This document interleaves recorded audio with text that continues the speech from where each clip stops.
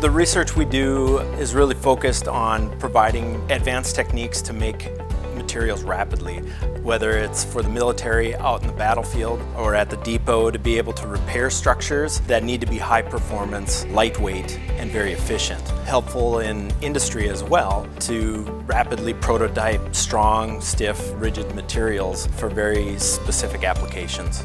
The work we've been doing lately has mainly been defense related, focused on developing advanced composites made with continuous fiber, whether that's carbon fiber, basalt fiber, things you'd find in sporting goods, but being able to take those long continuous fibers and embed them in a plastic matrix and form them via additive manufacturing, like one would approach 3D printing. Research is very important from the standpoint of you got to keep pushing that envelope. There's always going to be a better way to do something, a more efficient way to do something. We just have to keep working towards that goal.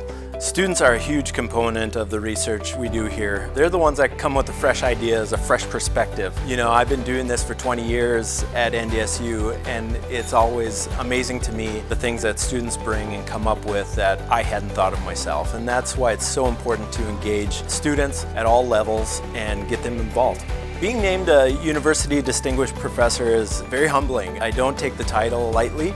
I view it as a way to now lead and be an advocate for the great research that all faculty are doing on campus and really promoting the research that our students are doing as well.